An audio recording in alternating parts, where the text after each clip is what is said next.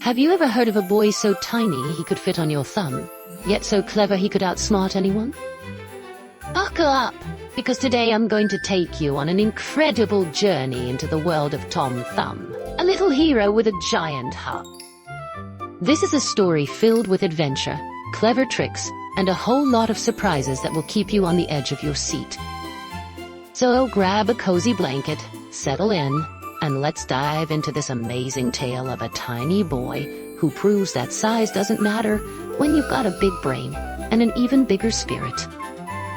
Once upon a time, in a small peaceful village surrounded by towering trees and rolling hills, there lived a kind woodman and his loving wife. They had everything they needed, a cozy little home, enough food on the table, and a quiet life. But there was one thing missing that made their hearts ache every single day. They had no children to fill their home with laughter and joy. Every evening as they sat by the warm fire, they would sigh and dream of having a child to share their love with. "Oh, how I wish we had a little one to brighten our days," the wife would say, her voice full of longing. "Even if that child were as small as my thumb, I'd love them with all my heart." Her husband would nod in agreement, a soft smile on his face. "Yes, even a tiny child would bring us so much happiness. I'd give anything to hear the sound of a little one's laughter in this house." And guess what? Sometimes wishes do come true. Not long after, the wife's heartfelt wish was granted in the most magical way. She gave birth to a little boy, but not just any boy. This child was no taller than her thumb. When they first laid eyes on him, they couldn't believe it. He was so small, so delicate, yet so full of life. "Look at him. He's the tiniest little thing I've ever seen," the woodman exclaimed, holding the baby gently in his hands. "But he's our son, and we'll love him no matter what," the wife replied, tears of joy in her eyes. "Let's call him Thomas, our little Thomas." Even though they fed Thomas all the healthy food they could find, fresh vegetables, warm bread, and creamy milk, he never grew taller than his father's thumb. Everyone in the village started calling him Tom Thumb, and the name stuck. But don't let his size fool you. Tom Thumb was as sharp as a tack. He was always cheerful, full of energy, and loved his parents with all his heart. His small size never stopped him from dreaming big or helping out around the house. One sunny morning, the woodman was in a hurry. He had to go deep into the forest to chop wood for the family, but there was a problem. "I'm already running late," he grumbled, scratching his head. "If I take the time to prepare the cart, I'll be even later. But how will I bring the wood back home without it?" Little Tom, who had been listening nearby, piped up with a bright idea. "Don't worry, Dad. I'll bring the cart to you in the forest. You just go ahead and start chopping." The woodman couldn't help but laugh. "And how do you plan to do that, my boy? You're so tiny you can't even reach the horse's bridle." Tom grinned confidently. No problem at all. Mom can harness the horse for me, and I'll climb right into the horse's ear. From there, I'll whisper directions to guide it straight to you." The woodman hesitated, unsure if this wild plan would work. "I don't know, Tom." "Oh, come on, Dad. Just give me a chance to prove myself. I know I can do it," Tom pleaded, his eyes sparkling with determination. Finally, the woodman gave in. "All right, if you're so sure of yourself, let's see what you can do. I trust you, son." And so, with a big smile, Tom set off on his first big adventure. His mother carefully harnessed the horse, and Tom climbed up and nestled near the horse's ear. From there, he called out directions in his tiny but clear voice. "Turn left. Now go straight. Keep going, we're almost there." The horse obeyed every word, pulling the cart along the winding path toward the forest. As they traveled along the dirt road, two strangers happened to pass by. They heard a small voice coming from somewhere near the cart, but when they looked around, they couldn't see anyone driving it. "Hey, do you hear that?" one of the men whispered, scratching his head. "I swear I hear someone talking, but there's no one here." "You're not imagining things," the other man replied, looking puzzled. "I hear it too. Let's follow this cart and see what's going on." Curious and a bit suspicious, the two men trailed behind the cart all the way to the forest. When they finally reached the woodman, they saw something they could hardly believe. The woodman reached up to the horse's ear and gently picked up a tiny boy, no bigger than a thumb. Holy smokes! "Is that little guy real?" one of the men gasped, his eyes wide with shock. "If we could get our hands on him, we'd make a fortune," the other whispered excitedly. "People would pay good money to see something so unbelievable. Let's talk to the woodman and see if he'll sell the boy to us." Without wasting a moment, they approached the woodman with their offer. "Hey there, old man. How much would you take for this tiny fellow? Name your price." The woodman's face turned red with anger. "How dare you? This is my son, not some object to be sold. I wouldn't part with him for anything in the world. Now get out of here before I lose my temper." But Tom, being the clever boy he was, had other ideas. He leaned close to his father's ear and whispered, "Dad, don't worry about me. Just take a good amount of money from them, say $500. I promise I'll find a way back to you in no time." The woodman was hesitant, but he trusted his son's quick thinking. With a heavy heart, he turned to the men. "All right, if you're so eager to have him, I'll let him go. But it'll cost you $500, and not a penny less." The two men quickly agreed, handed over the money, and took Tom with them. As they walked away, one of them asked, "Where would you like to sit, little guy?" "Oh, just place me on the brim of your hat," Tom replied with a mischievous grin. "I'll get a great view from up there." So they placed Tom on the hat, and off they went, chatting and laughing about how much money they'd make by showing him off.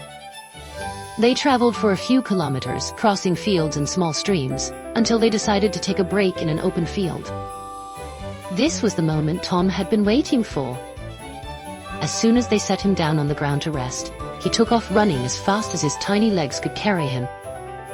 He darted across the plowed field, his little feet barely making a sound, until he spotted a small hole in the ground. Without hesitation, he scampered inside to hide. "Hey! Come back here, you little rascal!" one of the men shouted, rushing after him. "You have to catch me first!" Tom called back, his voice echoing from the hole. The men tried everything to get him out. They poked at the hole with sticks.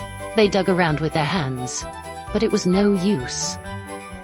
Tom was far too clever and far too small to be caught. Frustrated and tired, the men finally gave up and stormed off in a huff, muttering to themselves about their bad luck. Tom waited until he was sure they were gone before crawling out of the hole. He looked around and spotted an empty snail shell nearby, just the right size for a little nap. Exhausted from his escape, he curled up inside and fell fast asleep, dreaming of his next adventure. When he woke up a few hours later, he heard voices nearby.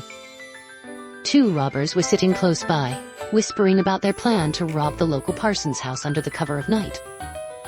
Tom, always ready for a bit of mischief, decided to join in.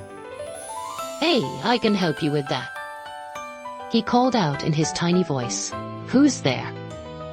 One of the robbers growled, looking around in confusion.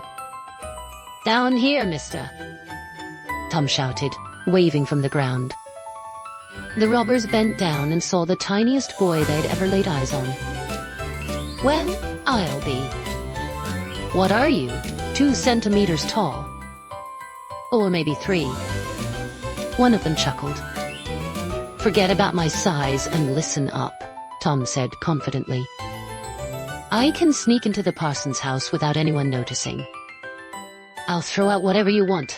Money, jewels, anything. The robbers exchanged glances and whispered to each other before nodding. All right, little guy.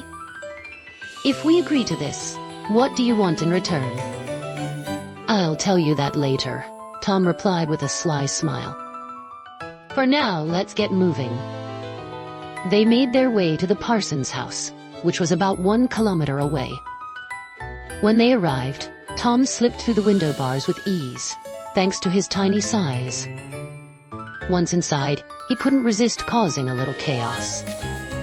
He started yelling at the top of his lungs, "Shall I throw out the money now? What else do you want me to grab?" Shush, you fool! Stop shouting! One of the robbers hissed from outside, but it was too late. The parson's cook, who had been sleeping nearby, woke up with a start. Hearing the commotion, she rushed to see what was happening. The robbers, seeing her coming, bolted into the night, leaving Tom behind. Ha ha ha! That'll teach those crooks a lesson they won't forget. Tom laughed to himself. But after all that excitement, he felt exhausted. He spotted a pile of soft hay in the corner of the yard and decided it looked like the perfect place to rest. Curling up in the hay, he drifted off into a deep sleep. Unfortunately, Tom's peaceful nap didn't last long. Early the next morning, the cook came out to feed the cow. Without noticing Tom, she scooped up the hay, along with the tiny boy, and tossed it into the cow's feeding trough. When Tom woke up, everything was pitch black. Why is it so dark? He muttered, rubbing his eyes. It can't still be night. And where am I? I remember falling asleep in the hay. Just then, he heard the cook's voice outside. Here, Daisy dear, have some more hay. Then give me some lovely creamy milk for breakfast. Oh no! Tom gasped. The cow must have eaten the hay I was sleeping on. Hay, hay. Don't give her any more hay. There's no room for me in here. It's getting stuffy and I'm being squeezed tight. The cook froze in terror when she heard a voice coming from the cow. Oh my goodness. The cow is talking. She screamed. Master, master, come quick. The cow is bewitched. The parson came running, thinking the cook had lost her mind. What nonsense are you spouting, woman? A talking cow. Ridiculous. But then he heard Tom's tiny voice too. Stop feeding her hay. I'm getting suffocated in here. The parson's eyes widened in shock. Quick, grab the axe. We must kill the cow and see what's happening. Sadly, the poor cow was killed, and its stomach was cut open. Out tumbled little Tom, relieved to be free at last. Phew! I'm finally out, he said, brushing himself off. I feel bad for the cow, though. Poor thing didn't deserve that. But, oh, it's so nice to see the sun shining again. But Tom's wild adventures were far from over. As he walked along trying to find his way home, a hungry wolf spotted him. Before Tom could react, the wolf pounced and swallowed him whole in one gulp. That was a tasty little snack, the wolf growled, licking its chops. But I'm still hungry for more. Inside the wolf's stomach, Tom wasn't about to give up. Tasty snack, huh? I'll show you, he muttered. Then raising his voice, he called out, Hey, Mr. Wolf! Do you want some really, really good food? I'm talking apple tarts, cold chicken, and yummy slices of ham. Who's talking? The wolf barked, confused. "It's me, your tasty snack," Tom replied cheekily. "If you want more delicious food, I can lead you to a place where you'll find plenty. Follow my directions." The wolf, greedy for more, listened eagerly as Tom gave him step-by-step directions. Little did the wolf know, Tom was leading him straight to his own home, about 2 kilometers away. When they arrived, Tom told the wolf to sneak into the kitchen through a small drain outside the house. The wolf squeezed and squeezed through the tight space, grumbling all the way, "Oof! That was a real tight fit. I thought I'd be stuck forever." But when he finally made it inside, his eyes lit up. There, on the kitchen table, was all the food Tom had promised: tarts, chicken, ham, and more. "Ah, look at all these goodies. Worth every bit of trouble," the wolf said, drooling. He sat down and gobbled up everything in sight, stuffing himself until he could barely move. Brr. That was an amazing meal. But now I'm so full, I can't even get up. This was Tom's chance. From inside the wolf's stomach, he started kicking and shouting as loud as he could. "Take that, you greedy wolf! Ouch! Hey, stop that!" The wolf howled, but Tom kept going, making as much noise as possible.